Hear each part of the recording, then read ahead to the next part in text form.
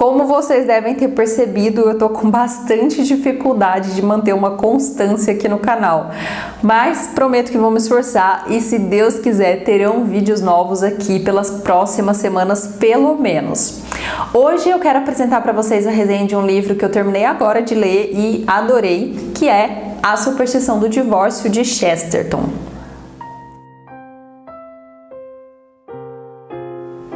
Eu quero começar esse vídeo dizendo que esse aqui é o segundo vídeo que eu estou gravando, porque, como vocês puderam perceber, eu montei um cenário aqui, né? A gente fez uma espécie de escritório aqui em casa, em um quarto que a gente tinha sobrando. Comprei um microfone de lapela para tentar melhorar a qualidade dos vídeos para vocês, mas como eu sou novata em tudo isso, eu não sei o que eu aprontei, mas o primeiro vídeo ficou com um chiado horrível entre as minhas falas e era impossível apresentar aquilo para vocês, vocês não dariam conta de me ouvir falar com aquele chiado entre cada palavra. Ficou muito ruim mesmo. Então eu estou regravando tudo para vocês. E hoje é o dia que eu tinha disponível, porém os meus vizinhos estão muito provavelmente fazendo um churrasco e tá rolando um sertanejão aqui.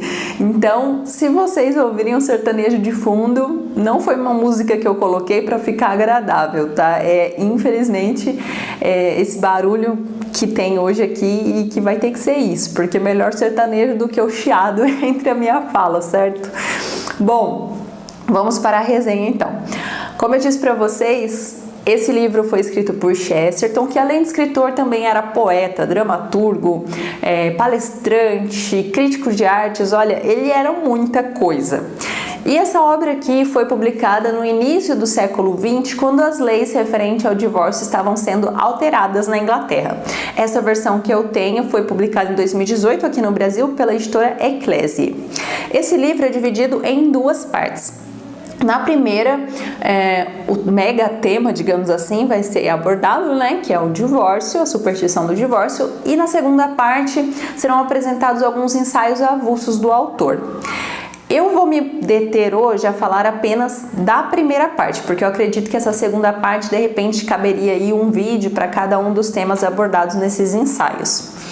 Antes de iniciar a nossa resenha, eu quero fazer uma ressalva, porque eu sei que esse livro aborda um tema que é sensível, muitas pessoas são divorciadas no nosso país, então eu deixo claro que esse vídeo não tem a intenção de condenar ninguém, de julgar os erros de nenhuma pessoa, até porque eu sou cristã e, como cristã, eu acredito na transformação que vem através da conversão. Então, é bom que vocês entendam que esse vídeo tem apenas um intuito, que é o mesmo intuito do livro: apresentar uma investigação filosófica a respeito do divórcio e do casamento. Dito isso, vamos então para a resenha. Chesterton vai começar essa discussão referente ao divórcio questionando, em primeiro lugar, o que é o casamento. Porque ele diz que muitas pessoas defendem o divórcio com esse discurso de liberdade e tal, mas nem sequer sabem o que é o casamento. Ele diz que sempre gostou de janelas, né? Ele faz uma analogia dizendo que sempre gostou de janelas, porque as janelas representam a liberdade. Mas se ele caísse no erro de ansiar por cada vez mais janelas, ele acabaria, no fim das contas, sem paredes e, consequentemente, sem janelas. Então ele diz que os defensores do divórcio fazem mais ou menos isso. Eles clamam por janelas, mas nem sequer pensaram se antes querem ter uma casa. Ou seja, eles clamam por divórcio, por descasar-se, mas nem sequer pensaram se antes querem se casar. Então a gente já entendeu que para Chesterton o divórcio nada mais é que descasar-se. E o que seria então o casamento? Eu acredito que ele define muito bem o casamento dizendo que se trata de uma promessa, ou melhor ainda, um voto. Pensem nos votos de casamento. As palavras que dizemos ali representam as promessas públicas que estamos fazendo para outra pessoa. Prometo amar-te e respeitar-te na alegria e na tristeza, na saúde e na doença, na riqueza e na pobreza, por todos os dias da minha vida, até que a morte nos separe. Quando fazemos esses votos, estamos usando a nossa liberdade, e essa liberdade também nos permite colocar obrigações para nós mesmos.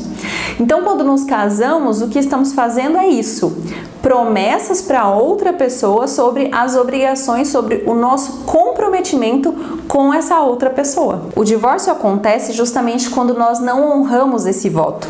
Nós fizemos uma promessa pública de que ficaríamos do lado de uma pessoa até que a morte nos separe, portanto, é um voto definitivo, mas por alguma circunstância nós não queremos mais ficar do lado dessa pessoa e então desonramos a nossa própria palavra, descumprimos aquilo que nós prometemos publicamente. Mas é claro que os defensores do divórcio sempre têm boas justificativas para explicar o porquê eles acreditam que o divórcio deve ser aceito. E Chesterton vai explorar alguma dessas justificativas aqui. Uma das que eu achei mais curiosa é que no tempo de Chesterton, muitas pessoas diziam que o divórcio deveria ser aceito para que os divorciados pudessem casar novamente e terem filhos a fim de aumentar a população. Esse discurso não é o exato oposto do que a gente escuta hoje em dia, baseado nas teorias malthusianas. Sempre tem alguém dizendo que nós devemos nos esforçar para reduzir a população ao máximo. De todo modo, esses argumentos são combatidos por Chesterton, porque se nós levarmos isso a sério, a gente vai acabar defendendo a poligamia. E se a eficácia de um povo, o progresso de um povo fosse medido apenas pela quantidade da população, a China seria um exemplo para o mundo inteiro. Uma outra coisa que nos chama a atenção aqui é que os defensores do divórcio acreditam que é normal uma pessoa casar, se divorciar, casar de novo, se divorciar e casar de novo e assim por diante. Chesterton pergunta qual o sentido disso, porque no final das contas, essa pessoa não cumpriu o seu primeiro voto, ou não cumpriu o primeiro voto, segundo voto, terceiro voto. Então, qual é o sentido dela continuar fazendo um voto idêntico ao anterior que ela já não cumpriu?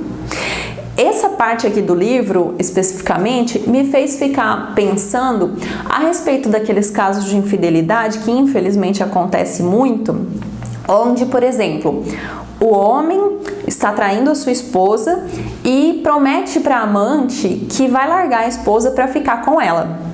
Na maioria dos casos, esse homem está mentindo tanto para a amante quanto para a esposa, porque ele não pretende largar da esposa para ficar com a amante. Mas vamos supor que isso seja verdade, que ele pretenda mesmo largar a esposa e ficar com a amante.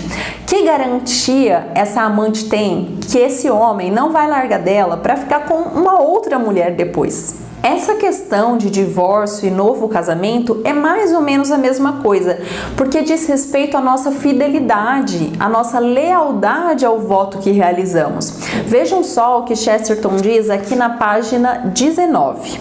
Abre aspas, o voto é um tipo voluntário de lealdade e entre os diversos juramentos de fidelidade, o voto matrimonial destaca-se pelo fato de que a fidelidade que ele implica é também uma escolha. Fecha aspas. Então cabe a pergunta, será que o casamento é esse tipo de navio que não deveríamos abandonar mesmo quando está cheio de água dentro? Chesterton nos ajuda a pensar sobre isso fazendo algumas comparações. Quando nós criamos um relacionamento, entramos em um vínculo com determinada loja, né? Sempre compramos nessa loja, sempre visitamos lá, viramos um cliente de determinada loja. Esse vínculo que nós criamos, ele é ocasional, porque se um agente externo, um concorrente, no caso, ataca essa loja com preços muito baixos, nós corremos para a concorrência. Já no caso da pátria, nós temos um vínculo diferente, é um vínculo definitivo, porque quando o nosso país é atacado por forças externas, esse é o momento onde nós mais somos cobrados por lealdade à bandeira. Então, da mesma forma, o casamento, sendo também um voto definitivo que nós fazemos, implica essa fidelidade nos momentos de dificuldade, nos momentos onde as circunstâncias estão difíceis, é aí que nós devemos mais fidelidade, mais lealdade.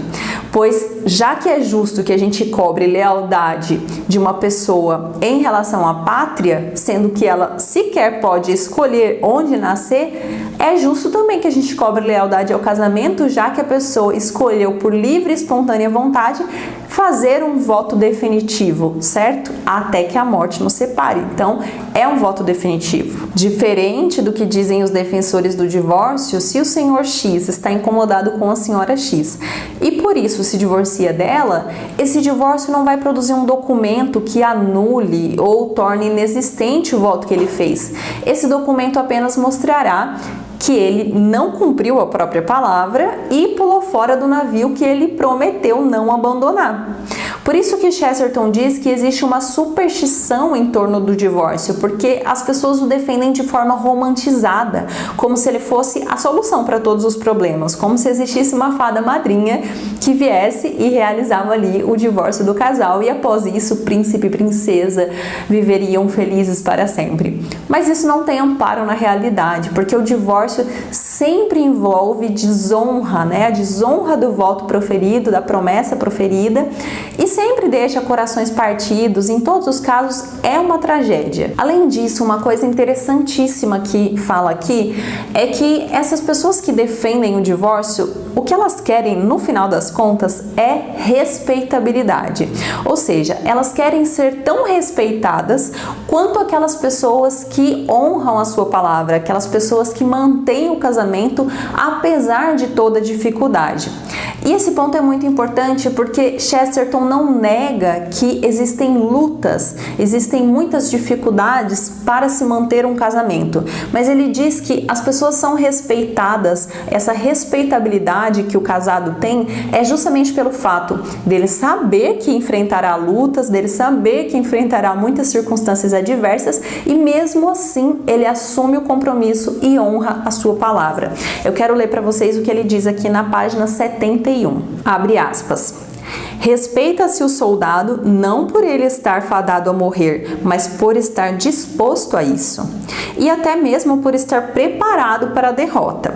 A pessoa casada, seja homem ou mulher, não está fadada ao mal, à doença ou à pobreza, mas sim é respeitada por ter dado um determinado passo para o bem ou para o mal, na riqueza ou na pobreza, na saúde ou na doença. Fecha aspas. Essa defesa do divórcio em larga escala visa transformar o casamento em um mero contrato. E pior que isso, um contrato impossível de se cumprir, impossível de dar certo, porque tudo tem que estar sempre lindo, maravilhoso, não há espaço para falhas, para erros, para pecados. Então, no fim das contas, nós não estamos falando de relacionamento humano, certo? Porque eu não sei você, mas falando por mim, se dependesse da minha perfeição para que o meu marido não me deixasse, eu estaria perdida, porque eu sou a pessoa mais imperfeita que eu conheço. O fato é que o divórcio banaliza o casamento, porque se eu posso me divorciar por qualquer motivo, eu também posso me casar por qualquer motivo. E aí, como diz Chesterton aqui na página 83, abre aspas, a consequência óbvia do divórcio realizado com frivolidade é o matrimônio assumido com frivolidade. Se uma pessoa pode separar-se sem maiores justificativas, logo hão de considerar ainda mais fácil unir-se sem maiores motivos. Fecha aspas. Então, como vocês devem ter percebido, esse livro não se trata apenas de uma crítica ao divórcio, mas é também uma defesa do casamento e da família, porque a família, constituída por homem, mulher e filhos, é a base da sociedade. A família é uma instituição que não foi criada pelo Estado, na verdade ela é anterior a ele e sobrevive mesmo contra a vontade do Estado, porque existe uma relação natural, existe uma atração, essa seria a melhor palavra, uma atração natural entre homem e mulher, e é essa atração que possibilita a relação que é capaz de dar continuidade à humanidade. E também é a família a principal responsável pela educação dos filhos. Hoje em dia, além do discurso socialista de amor livre, que fere diretamente a família, também temos algumas consequências causadas pelo capitalismo. E aqui você que é direitista talvez fique de cabelo em pé, mas Chesterton aborda sim algumas consequências do capitalismo aqui nessa obra, pelo simples fato de que ele é conservador. E os conservadores não colocam fé salvífica no livre mercado. Ele reconhece que há sim alguns problemas advindos do capitalismo e faz isso muito bem aqui nessa obra. Então, dessas consequências, ele diz que é o medo econômico que o capitalismo gera em algumas pessoas, fazendo com que a família fique despedaçada. Mulher vai para uma fábrica, marido vai para outra fábrica e crianças vão para outra fábrica, que no caso é a creche. E quando falamos de pais educando seus filhos em casa, há sempre alguém que surge, né, algum esquerdista, às vezes até algumas pessoas de direita também, dizendo que os pais são as piores autoridades na vida de uma criança e que por isso o homeschooling, por exemplo, não deve ser legalizado, porque a criança precisa ir para a escola para que ela possa denunciar os seus pais, porque os pais são agressivos, são abusadores, enfim.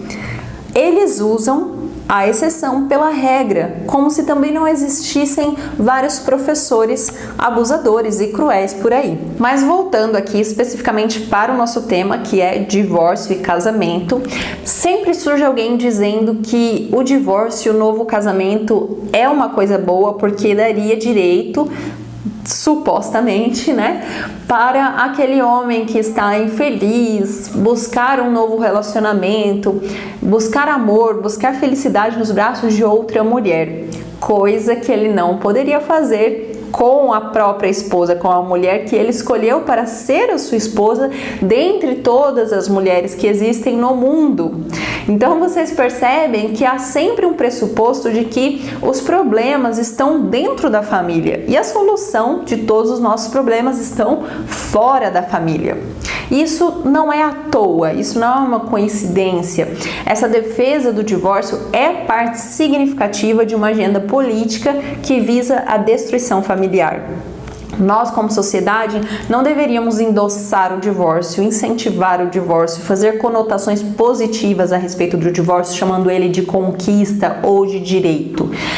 Porque, como diz o próprio Chesterton aqui na página 23, e eu quero ler as próprias palavras dele para vocês, abre aspas, para nós o divórcio é, na melhor das hipóteses, um fracasso.